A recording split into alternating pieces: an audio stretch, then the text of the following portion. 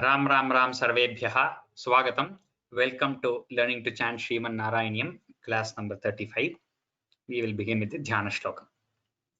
Gururev gatirgurumev bhaje gurunaiva sahasmi namo gurave na guroh paramam shishurasmi guroho matirasti gurau mama pahi guro Shrikanto matulo yasya जननी सर्वमंगला जनकः शंकरो देवः तं वन्दे कुञ्जराननं पीताम्बरं करविराजितशङ्खचक्रकौमोदकी सरसिजं करुणासमुद्रं राधासहायमतिसुन्दरमन्दहासं वातालयेशमनिशं हृदि भावयामि. We will revise the 18th dashakam. Arjun, you can start revision.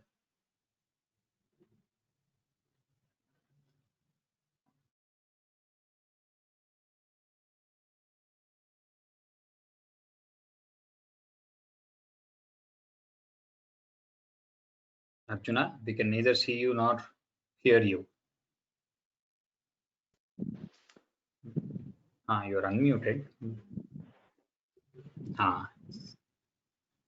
जातस्य ध्रुवकुल एव तुङ्गकीर्तेः अङ्गस्य व्यजनिसुतः सवेन नाम यद्दोषव्यथितमतिः स राज्यवार्यः त्वत्पादे निहितमनावनङ्गतोऽभूत्. The third line is not Rajyavaryaha. Sarajavaryaha. यद्दोषव्यथितमतिः स राजवार्यः Rajavaryaha. यद्दोषव्यथितमतिः स राजवर्यः त्वत्पादे निहितमनावनङ्गतोऽभूत्. पापोऽपि क्षितितलपालनाय वेनः पौराद्यैरुपनिहितः कठोरवीर्यः सर्वेभ्यो निजबलमेव सम्प्रशंसन् भूचक्रे तव यजनान्ययन्यरौत्सीत्. सम्प्राप्ते हितकथनाय तापसौघे मत्तोऽन्यो भुवनपतिर्न कश्चनेति त्वन्निन्दावचनपरो मुनीश्वरैस्तैः शापाग्नौ शलभदशामनायिवेनः तन्नाशात् खलजनभीरुकैर्मुनीन्द्रैः तन्मात्रा चिरपरिरक्षिते तदङ्गे त्यक्ताघे परिमथितादथोरुदण्डात् दोर्दण्डे परिमथिते त्वमाविरासीः. विख्यातः पृथुरिति तापसोपदिष्टैः सूताद्यैः परिणुति भावि भूरिवीर्यः. Parinuti, parinuta. विख्यातः पृथुरिति तापसोपदिष्टैः सूताद्यैः परिणुत भावि भूरिवीर्यः. वेनार्त्या कबलितसम्पदं धरित्रीम् आक्रान्तां निजधनुषा समामकार्षीः भूयस्तान् निजकुलमुख्यवत्सयुक्तैः देवाद्यैः समुचितचारुभाजनेषु अन्नादीन्यभिलषितानि यानि तानि स्वच्छन्दं सुरभितनूमदूदुहस्त्वम्. आत्मानैयजति मखैस्त्वयि त्रिधामम् आरब्धे शततमवाजिमेधयागे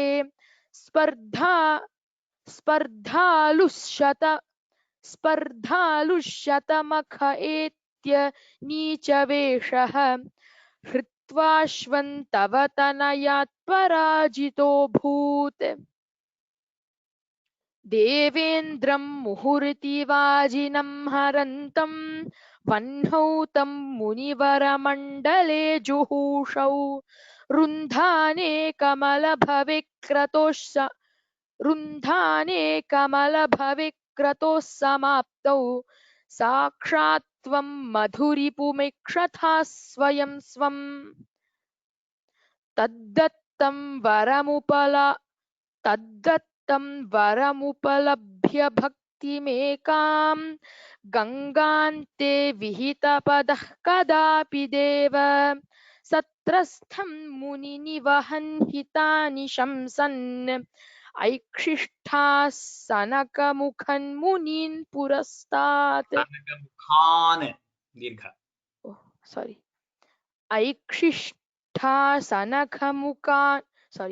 ऐक्षिष्ठा सनकमुखान् मुनीन् पुरस्तात् ऐक्षिष्ठाः सनक विसर्ग and sa ऐक्षिष्ठाः सनक ऐक्षिष्ठाः सनकमुखान् मुनीन् पुरस्तात् विज्ञानं सनकमुखोदितं दधानः स्वात्मानं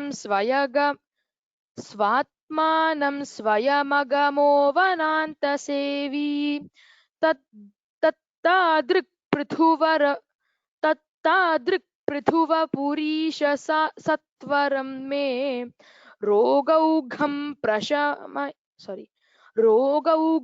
प्रशमय वातगेहवासीन् Okay. Finish it. इति श्रीमन्नारायणीये पृथुचरितन्नाम सप्तदशं दशकं समाप्तं नारायणाखिलगुरो भगवन्नमस्ते अष्टादशम not सप्तदशम ओह सॉरी इति श्रीमन्नारायणीये पृथुचरितन्नाम अष्टादशं दशकं समाप्तं नारायणाखिलगुरो भगवन्नमस्ते Good. We'll go on to Ekona Vimshati Tamam Dashakam. Instead of Navadasha, there is also, we can say Ekona Vimshati. Una means less. So from now on, for every 9th Dashakam, will be one less than whatever, 30, 40, and so on. So that is the usual method of saying. So we will continue like that. And from here, there is the Tamam will come. Vimshati Tamam. That's all. Anyway, as I teach, you will understand that. And Chandas is Vamshastha, which is 12 letters. We have already seen this in one of the previous Dashakams. I am not sure. I think somewhere in 8 or something we saw. Vamshastha, we have already seen this Chandas. So we will continue. 19, first shloka. Shubha. Shubha auntie. You can unmute yourself and switch on your video.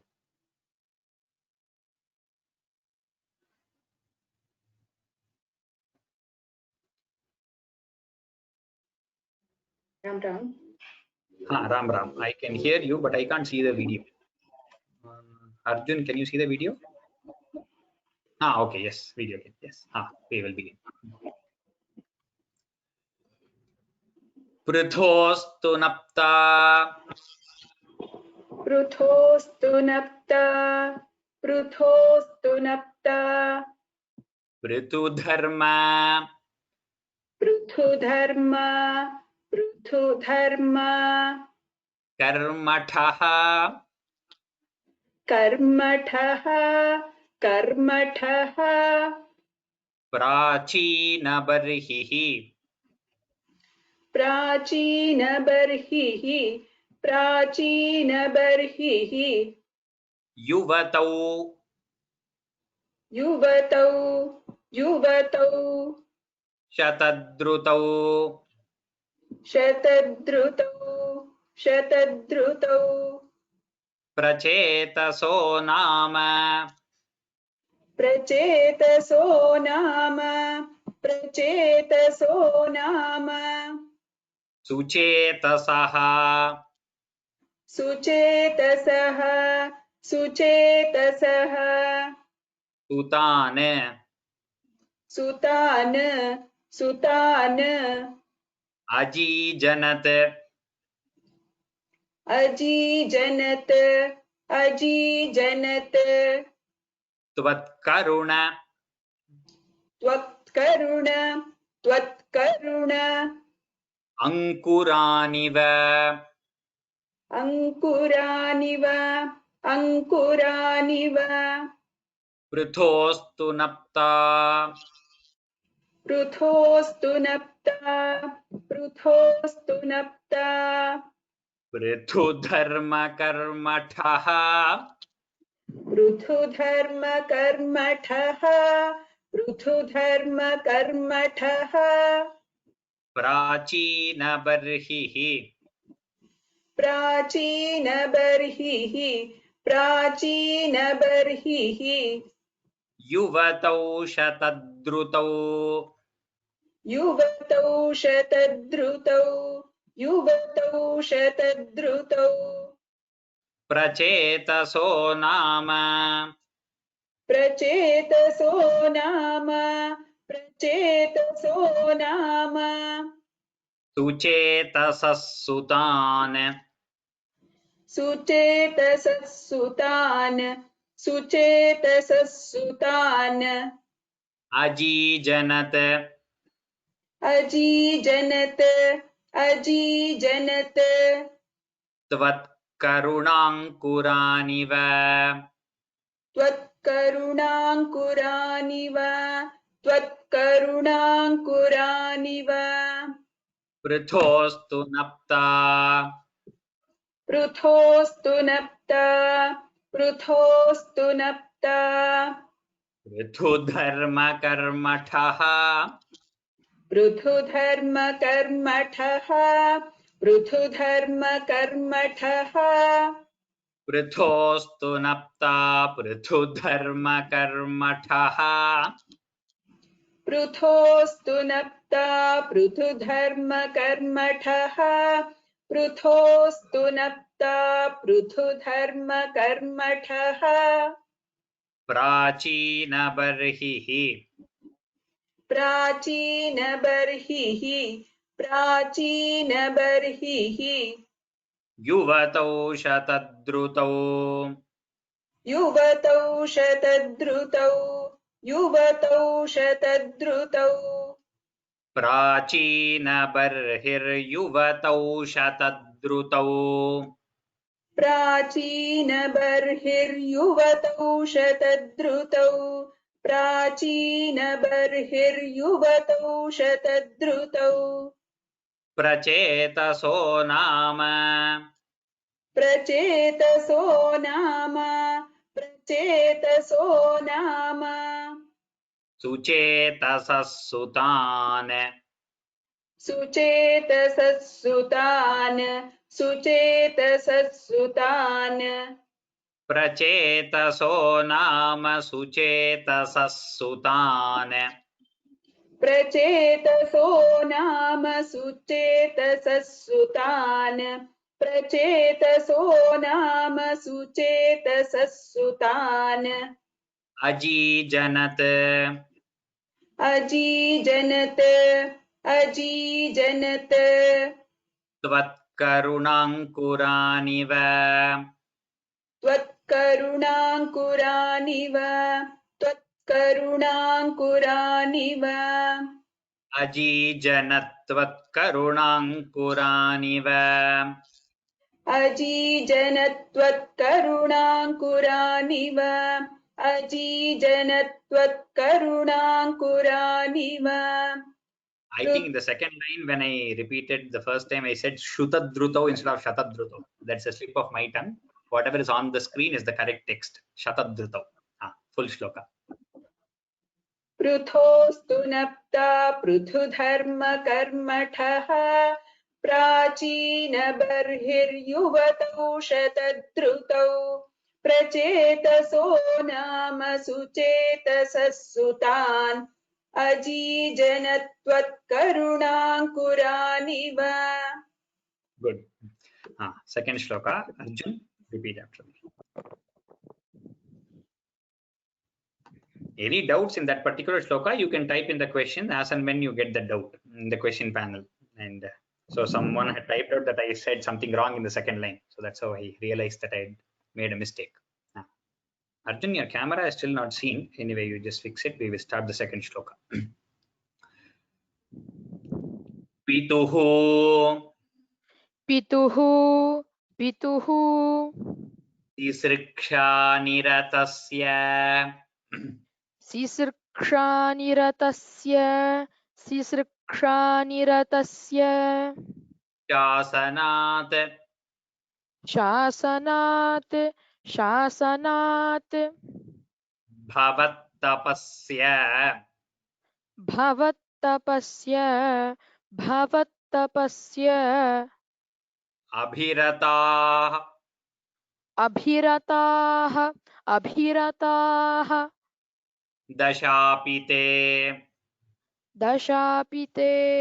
Dashapite, payonidhim Payonidhim, paschimamethya Paschimametya, tattate Tattate, sarovaram Sarovaram, sandadrishuhu Sandadrishuhu, manoharam Manoharam, pitussisriksha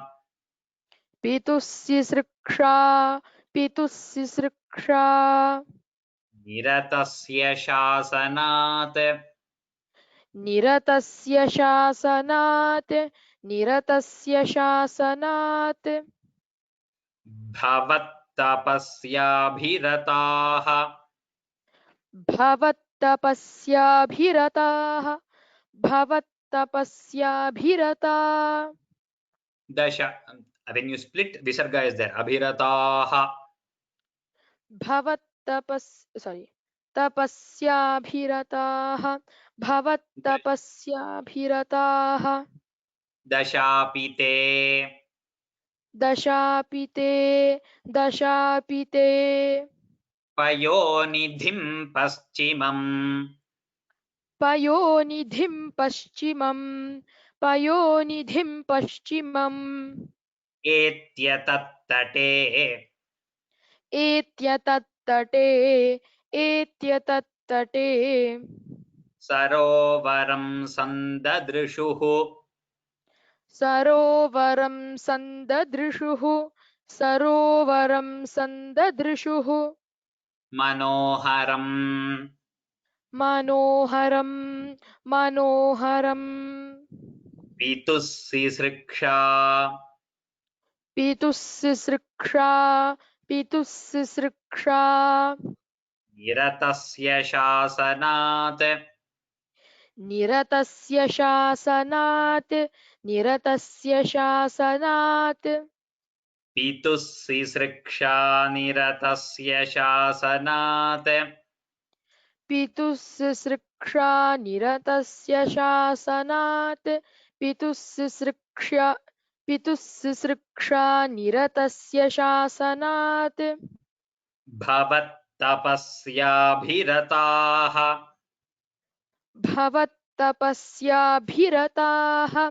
Bhavatapasyaabhirataha, dashapite Dashapite, bhavattapasyaabhirata dashapite Bhavatapasyaabhirata Dashapite, Bhavatapasyaabhirata Dashapite, payonidhim paschimam Payonidhim Paschimam, etyatattate Etyatatte, payonidhim paschimamethyatattate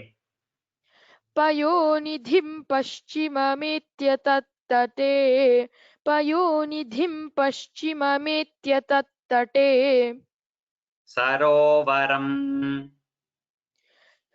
सरोवरं सरोवरं सन्ददृशुर्मनोहरम् सन्ददृशुर्मनोहरं सन्ददृशुर्मनोहरम् सरोवरं सन्ददृशुर्मनोहरम् सरोवरं सन्ददृशुर्मनोहरं सरोवरं सन्ददृशुर्मनोहरम्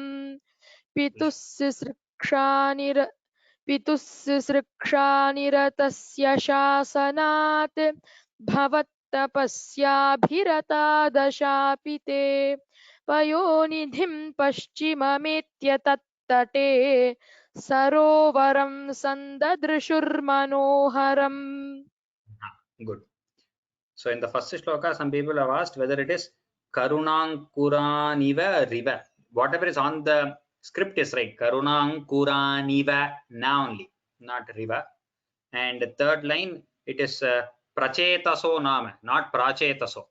Prachetasa is correct. Prachetaso nama is correct. And in the here, so in the second line, Abhirataha, if we stop, Visarga comes here. So during the Sandhi, the Visarga Lopa happens. Visarga disappears. So it is Abhirata Dashapite. But if we split, when I'm splitting and teaching, I have to tell the Visarga there.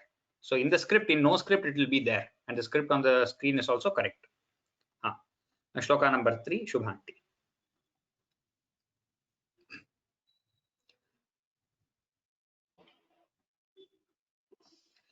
Tada bhavat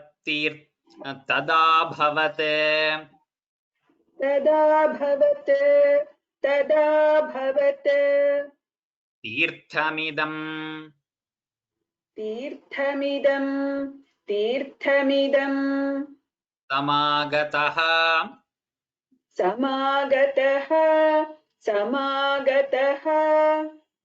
भवः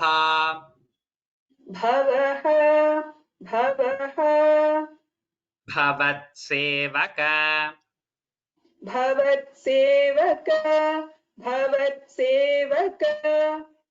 दर्शनादृतः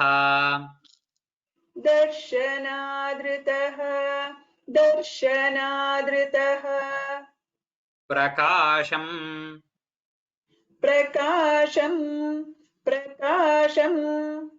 आसाद्य पुरः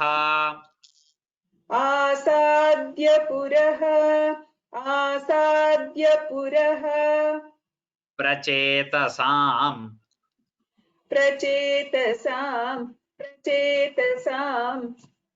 उपादिशत्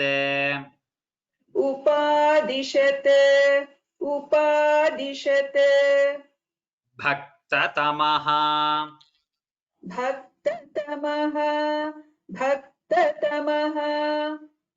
तवस्तवम्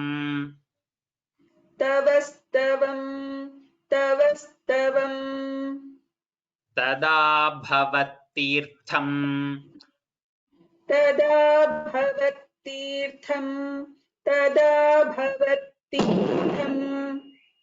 इदं समागतः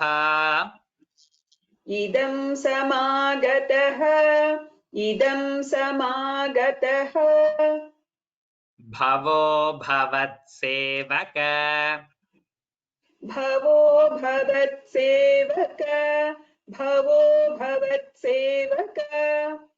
दर्शनादृतः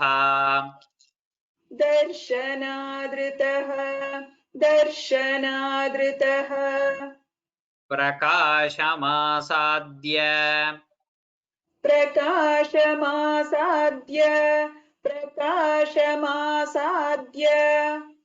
पुरः प्रचेतसाम्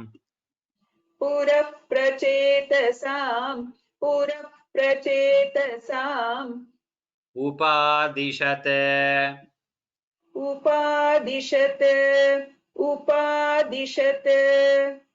भक्ततमस्तवस्तवम्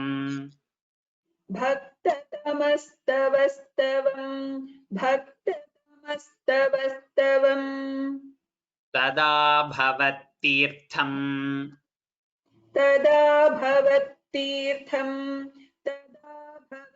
तीर्थम् दं समागतः इदं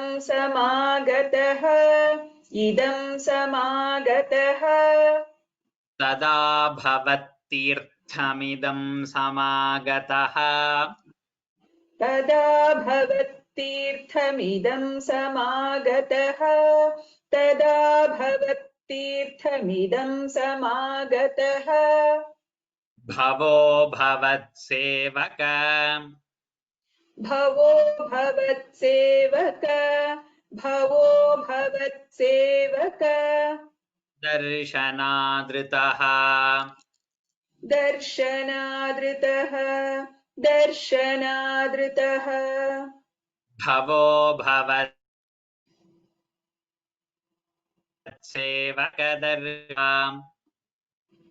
भवो भवत्सेवक दर्शनादृतः भवो भवत्सेवक दर्शनादृतः प्रकाशमासाद्य प्रकाशमासाद्य प्रकाशमासाद्य पुरः प्रचेतसाम् पुरः प्रचेतसाम् पुरः प्रचेतसाम् प्रकाशमासाद्य पुरः प्रचेतसाम् प्रकाशमासाद्य पुरः प्रचेतसाम् प्रकाशमासाद्य पुरः प्रचेतसाम् उपादिशद्भक्ततमः उपादिशद्भक्ततमः उपादिशद्भक्ततमः तव स्तवम् तव स्तवम् तव स्तवम् उपादिशद्भक्ततमस्तव स्तवम् उपादिशद्भक्ततमस्तवस्तवम् उपादिशद्भक्ततमस्तवस्तवम्. In the last line, when we join it, it is Upadishad Bhakta, which is not visible, that is, it is not printed in the right way. Here, when we join together, it becomes Dakara, half, and then Bhaktatama. So, both the panelists and I pronounced it correctly when we told it together. So, basically, it changes to Da. When we split it and say it is Upadishat, when we join it, it is Da, the whole shloka. तदा भवत्तीर्थमिदं समागतः भवो भवत्सेवकदर्शनादृतः प्रकाशमासाद्य पुरः प्रचेतसाम् उपादिशद्भक्ततमस्तवस्तमम् स्तवम्. Okay. Yeah. Now we will go on to shloka number 4. Arjun.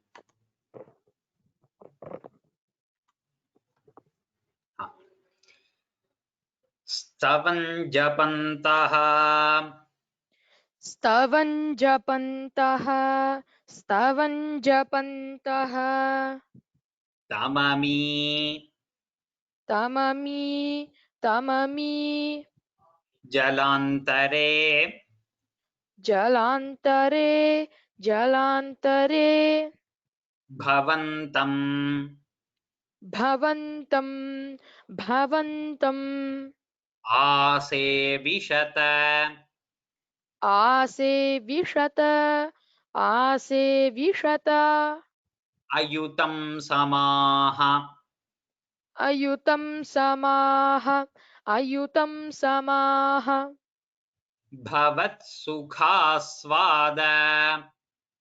भवत्सुखास्वाद भवत्सुखास्वाद रसात् रसाद रसाद रसात्. When we split, it is takara.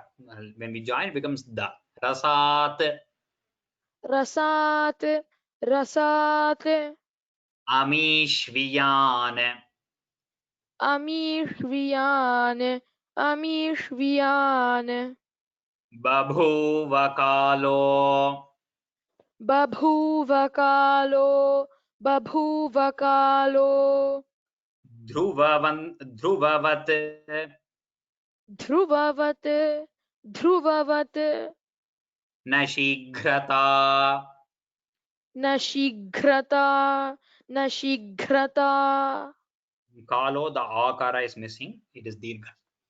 Stavan japantah स्तावन् जपन्तः स्तावन् जपन्तः tamami jalantare तममि जलान्तरे तममि जलान्तरे bhavantamaase vishata भवन्तमासे विशत भवन्तमासे विशत ayutam samaha अयुतं समाः अयुतं समाः bhavat sukha भवत्सुख भवत्सुख आस्वाद रसात आस्वादरसात् आस्वादरसात्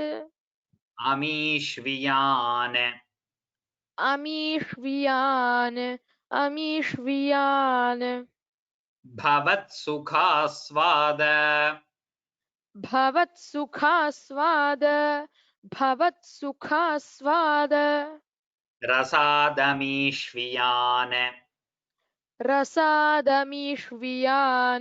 रसादमीष्वियान् बभूव कालः बभूव कालः बभूव कालः ध्रुववन्न शीघ्रता ध्रुववन्न शीघ्रता ध्रुववन्न शीघ्रता स्तवन् जपन्तः स्तवन् जपन्तः स्तवन् जपन्तः तममी जलान्तरे तममि जलान्तरे तममि जलान्तरे स्तवन् जपन्तस्तममी जलान्तरे स्तवन् जपन्तस्तवमि स्तवन् जपन्तस्तममि जलान्तरे स्तवन् जपन्तस्तममि जलान्तरे भवन्तमासे विशत भवन्तमासे विशत भवन्तमासे विशत अयुतं समाः अयुतं समाः अयुतं समाः भवन्तमासे विशतायुतं समाः भवन्तमासे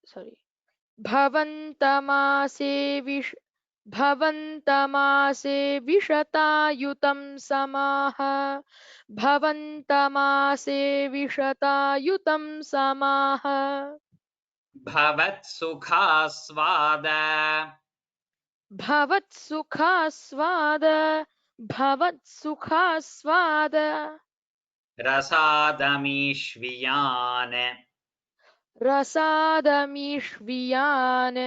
रसादमीष्वियान् भवत्सुखास्वाद रसादमीश्वियान् भवत्सुखास्वाद रसादमीष्वियान् भवत्सुखास्वाद रसादमीष्वियान् बभूव कालः बभूव कालः बभूव कालः ध्रुववन्न शीघ्रता ध्रुववन्न शीघ्रता ध्रुववन्न शीघ्रता बभूव कालो ध्रुववन्न शीघ्रता बभूव कालो ध्रुववन्न शीघ्रता बभूव कालो ध्रुववन्न शीघ्रता The whole.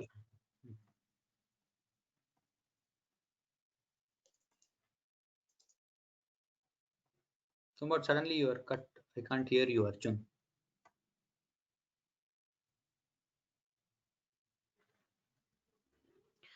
Stavan jap. Is it better now? Yeah, I can hear. Yeah, tell. Okay. Stavan japantasthamami jalantare bhavantamase vishatayutam samaha bhavat sukhasvadarasadamirshviyan babhuva kalo dhruvavanna shigrata. Okay, good. So this shloka, a lot of people have multiple doubts on the pronunciations. Second line, it is not Shutam, it is Vishata Yutam. Yutam only, not Shutam. Ayutam Samaha. There is no other patha. And Ase Vishata or Ase Vishita. I have not heard of the Ase Vishita patha. I don't know if it is right, but we will stick to one that is on the screen, which is correct, which I know is correct. Ase Vishata is correct. And Japantastamami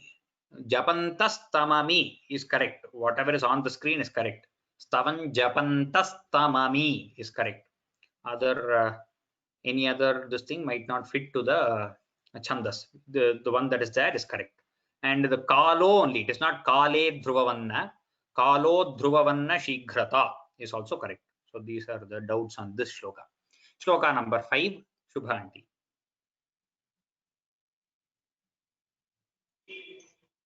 हाँ तपोभिः तपोभिः येषाम्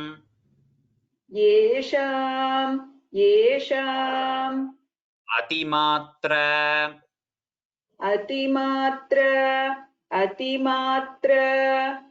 वर्धिभिः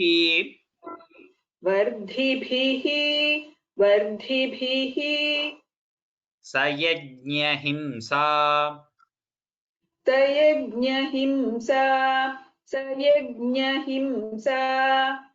निरतोपि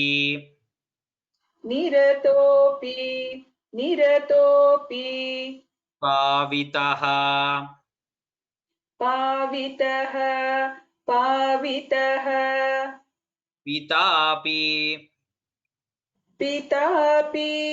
पितापि तेषाम्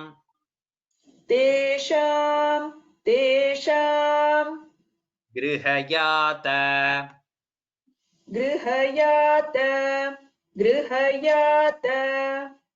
नारद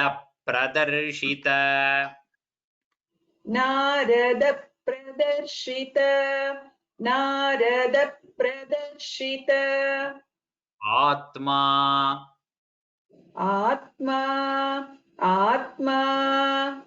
भवदात्मताम्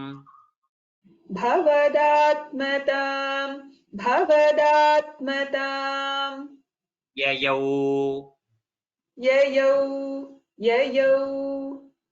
तपोभिरेषाम्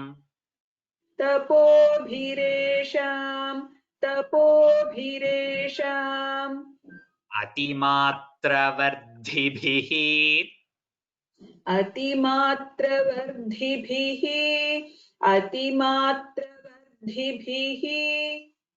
सयज्ञहिंसा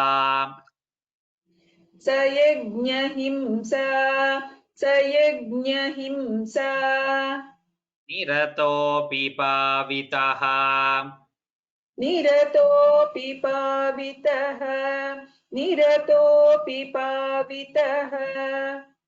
पितापि तेषाम्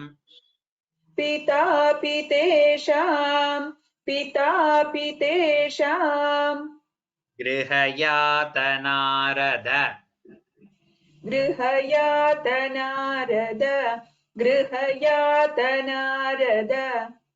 प्रदर्शितात्मा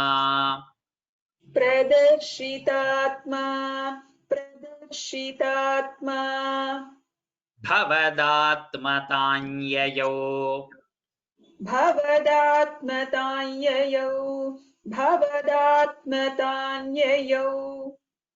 तपोभिरेषाम्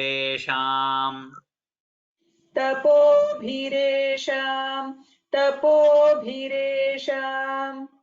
अतिमात्रवर्धिभिः अतिमात्रवर्धिभिः तपोभिरेषाम् अतिमात्रवर्धिभिः तपोभिरेषामतिमात्रवर्धिभिः तपोभिरेषामतिमात्रवर्धिभिः स यज्ञहिंसा निरतः स यज्ञहिंसानिरतः स यज्ञहिंसानिरतः अपि पावितः अपि पावितः अपि पावितः स यज्ञहिंसा निरतोऽपि पावितः स यज्ञहिंसानिरतोऽपि पावितः स यज्ञहिंसानिरतोऽपि पावितः पितापि तेषाम् पितापि तेषाम् गृहयातनारद गृहयातनारद प्रदर्शितात्मा प्रदर्शितात्मा गृहयातनारद प्रदर्शितात्मा गृहयातनारद प्रदर्शितात्मा गृहयातनारद प्रदर्शितात्मा भवदात्मताञ्ययो भवदात्मताञ्ययौ पितापि तेषां गृहयातनारद प्रदर्शितात्मा भवदात्मताञ्ययो पितापि तेषां गृहयातनारद प्रदर्शितात्मा भवदात्मताञ्ययौ पितापि तेषां गृहयातनारद प्रदर्शितात्मा भवदात्मताञ्ययौ तपोभिरेषामतिमात्रवर्धिभिः स यज्ञहिंसानिरतोऽपि पावितः पितापि तेषां गृहयातनारद प्रदर्शितात्मा भवदात्मताञ्ययौ. Very good. Here in the first line, vardhibhihi is a correct patha. Vardhitaihi is also possible. Some books might have vardhitaihi. We will stick to vardhibhihi, whatever is there on the screen. Shloka number 6, Arjun.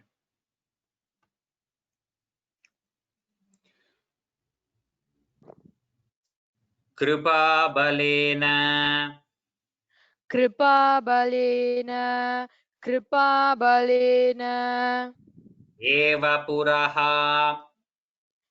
एव पुरः प्रचेतसाम् प्रचेतसां प्रकाशम् प्रकाशम् आगाः आगाः पतगेन्द्रवाहनः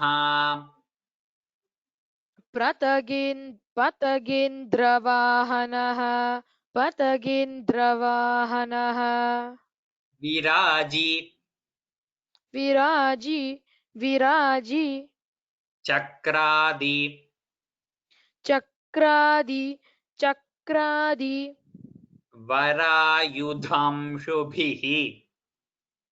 वरायुधांशुभिः वरायुधांशुभिः भुजाभिः भुजाभिः अष्टाभिः अष्टाभिः अष्टाभिः उदञ्चित उदञ्चित उदञ्चित द्युतिः द्युतिः द्युतिः कृपाबलेनैव कृपाबलेनैव कृपाबलेनैव पुरः प्रचेतसाम् पुरः प्रचेतसां पुरः प्रचेतसां प्रकाशमागाः प्रकाशमागाः प्रकाशमागाः पतगेन्द्रवाहनः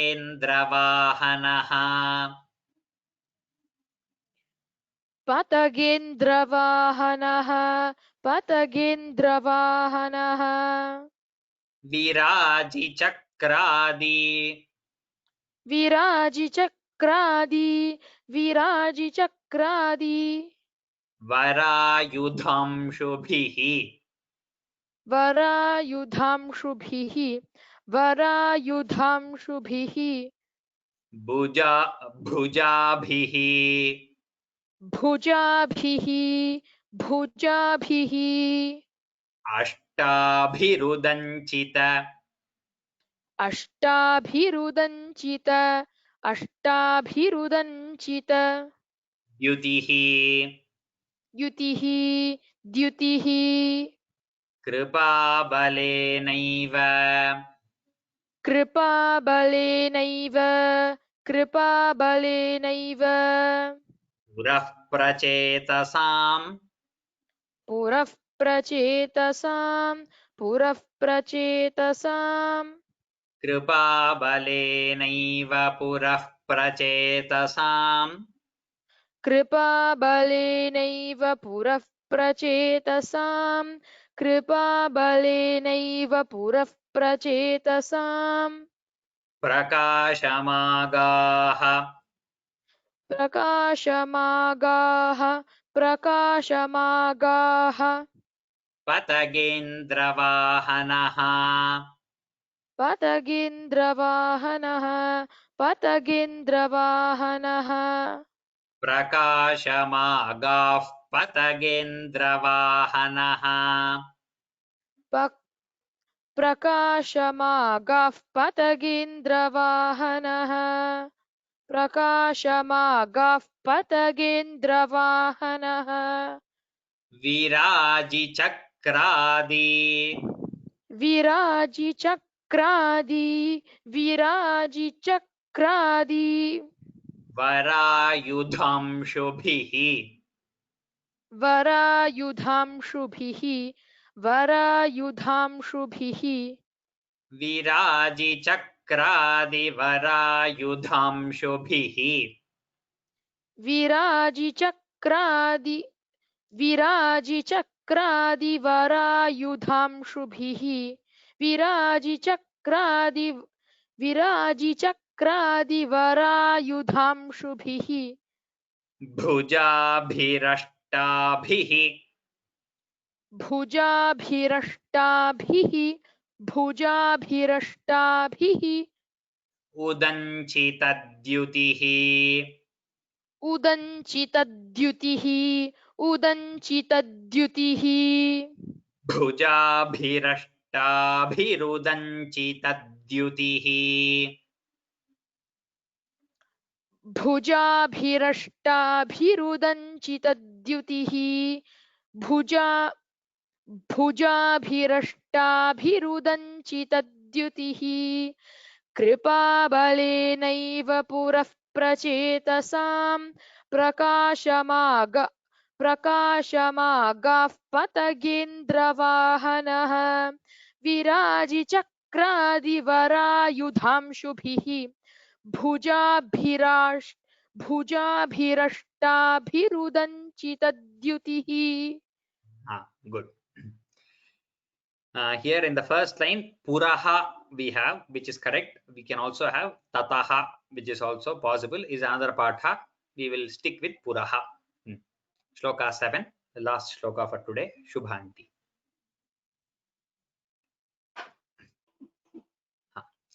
प्रचेतसाम् प्रचेतसाम् प्रचेतसाम् तावत् तावत् तावत् अयाचतामपि अयाचतामपि अयाचतामपि त्वमेव त्वमेव त्वमेव कारुण्यभरात्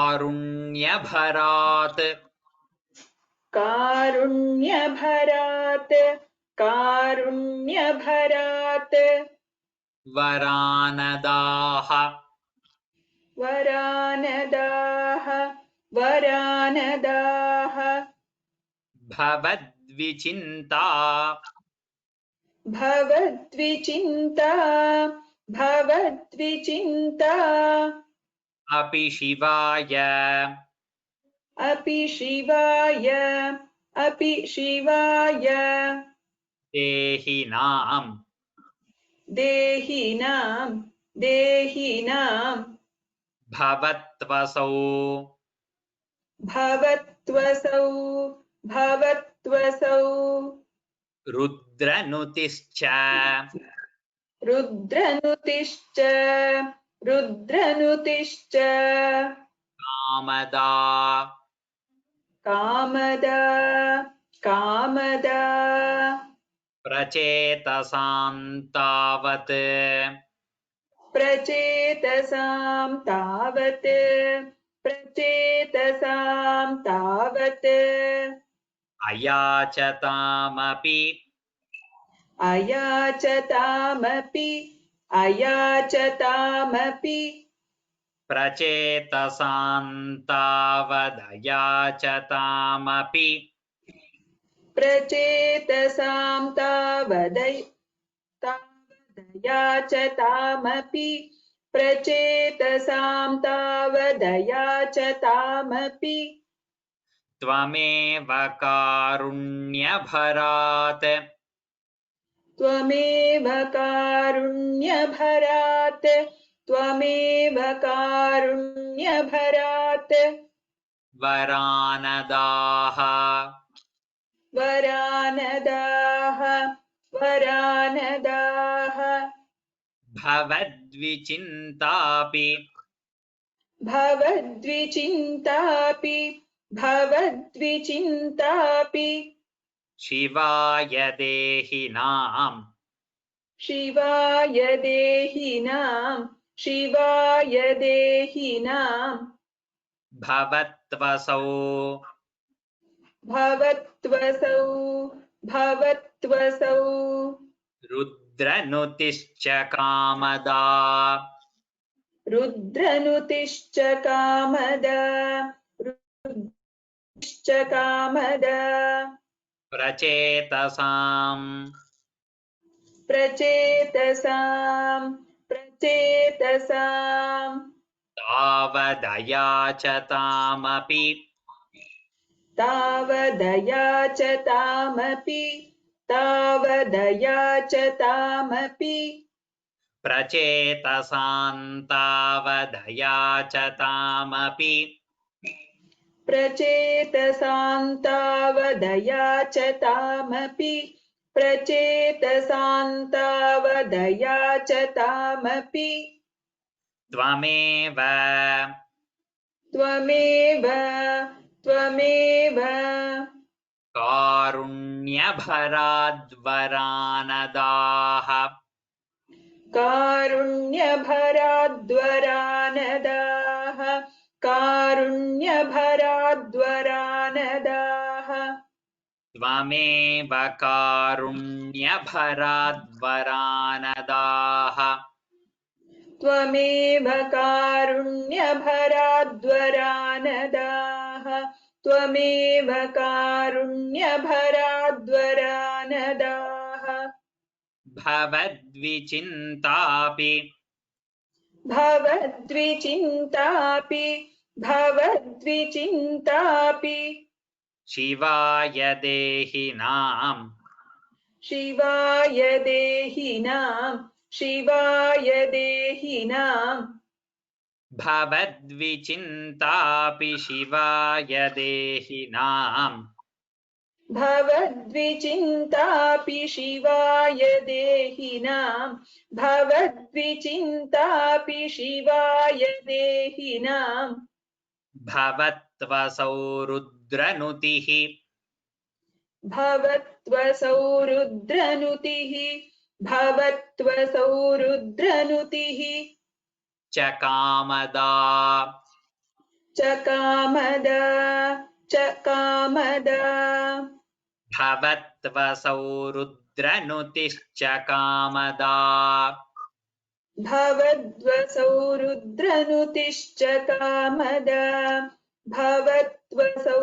रुद्रनुतिश्च कामदा प्रचेतसां तावदया च तामपि त्वमेव कारुण्यभराद्वरानदाः भवद्विचिन्तापि शिवाय देहिनां भवत्वसौ रुद्रनुतिश्च Kamada. Very good. Now I will repeat all the 7 shlokas. Before that, here in the 6th shloka, last line, it is a little difficult, like one of the difficult line, many we have seen similar. You get 3 bhakaras, which are all mahapranas. So in between there is a ja and a ta. So when you are trying to stress on the bhakaras, you should not by mistake put the stress on either ja or ta. It should not become bhujabhirashtabhihi. So that happens to a lot of people when they are trying to practice and put effort into the Mahaprana. It reflects on the adjacent letter, either the previous or the next one. So for that not to happen, as I told previously, one is to underline those particular letters while practicing. The other more important thing is there should be some person who is listening to you. That person need not know Sanskritam to any level, but they should be able to differentiate. So for example, listen to the recording which I have taught now, and when you repeat, so they should be able to find the difference between these two, like you are making some mistake there. So it should be bhuja bhirashta bhirudanchi tadyutihi, because it is a long word, and usually we don't take a pause anywhere there, and you are going to give a lot of prana into that. So it requires practice. It will surely come, but it is good if you have another person listening to you. So that is the one. I will repeat all the shlokas now. The attendance today has come back to almost normal levels after Navaratri end and Deepavali and the daylight saving, and 3 weeks it was a little low. I'm happy it has come back and people have not given up, which is very important. And the previous dashakams, like I think somebody has asked me to repeat 17, but 17 was over long back. Last week only 18, the second part, and on YouTube it is there. I hope you can go to YouTube. Only 6 shlokas, and 17 and 18 both have been in Vasanta Tilaka and Praharshini, the smaller meters. I think by the time we end Narayaniyam, all of you will be very familiar with Vasanta Tilaka and very comfortable with that meter, because Bhattatri uses it in a lot of places. It's a beautiful meter, the 14 letters meter, Chandas. And now we will go, I will repeat these 7 shlokas for today. Pruthostu napta pruthu dharma karmataha prachina barhir yuvatau shatadrutau prachetaso nama suchetasasutan ajijanatvat karunankuraniva pitusi srikshaniratasya shasanat bhavattapasya dashapite payonidhim paschimamethya tattate sarovaram sandadrishur manoharam tada bhavattirthamidam samagataha bhavo bhavatsevakadarshanadritaha prakashamasadya purah prachetasam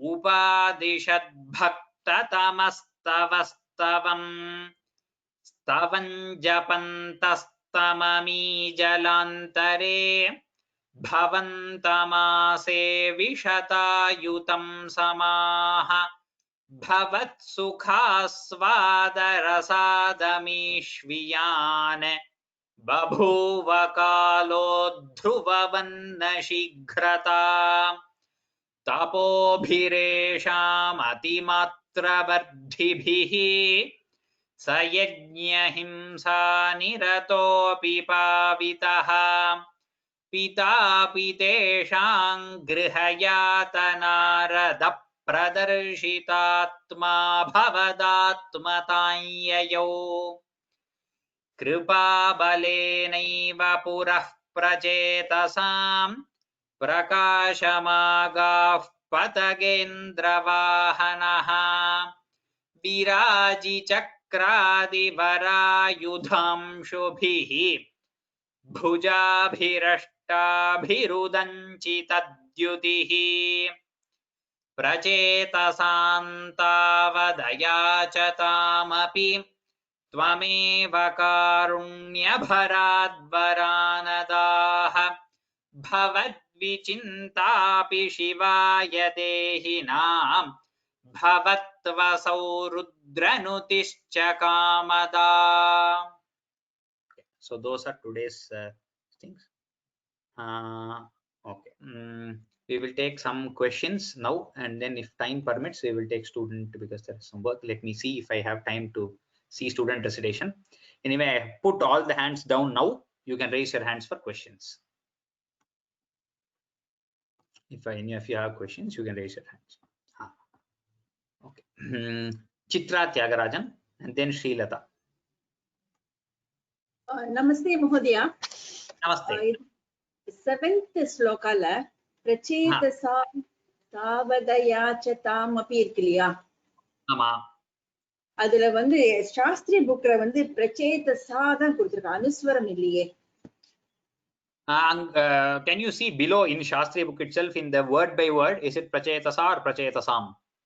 அதுல கொடுத்திருக்கார், but இந்த ஸ்லோகத்துல வந்து கொடுக்கல. Is it okay? That is printing mistake. Sometimes in Shastriya book there is a printing mistake in the original shloka, and below in the word by word he would have printed correctly. அப்படியா? So வந்து I can correct the word by word, then that is sure, because it cannot be prachetasa in the original and prachetasam in the word by word meaning, because that is one whole pada by itself. So it is prachetasam is correct. It has to be in Shashti. Okay, thank you Mahodaya. Thank you. Yeah, Srilata, and then I'll call Chandra 65. Namaskaraha Mahodaya. Namaskaraha. On the 18th dashakam, the end lines it shows 17th dashakam only. The iti Sriman Narayani. In English by mistake. I have not changed it. The copy paste mistake. I will change it. Yes. Okay. Yes. Dhanyavadaha. One more. Thank you. Chandra 65. Then I'll call Kalpana Rajagopal. நமஸ்தே மோதயா. ராம் ராம். இப்போ சொன்ன இதுல வந்து பிரச்சேதச இதுல வந்து second ஸ்லோகால last line வந்து என்னோட புக்ல மனோகரம் சந்த திருஷக சரோவரம்னு இருக்கு. ரெண்டுமே கரெக்டா இல்லனா சரோவரம் தான் வரணுமா ஃபர்ஸ்ட்? இல்ல it is okay, both are fine. Sarovaram, Manoharam, it can be changed according to the meaning. It can be interchanged, so there is no problem. எனக்கு கேக்குறது உங்களுக்கு நான் சொல்றது கேக்குறதான்னு தெரியல, ரெக்கார்ட் ஆயிருக்கும் எப்படியும். both are fine and we will stick to Sarovaram, Sandadashar, Manohar. இப்ப கேக்குறது. Kalpana Rajagopal. Okay.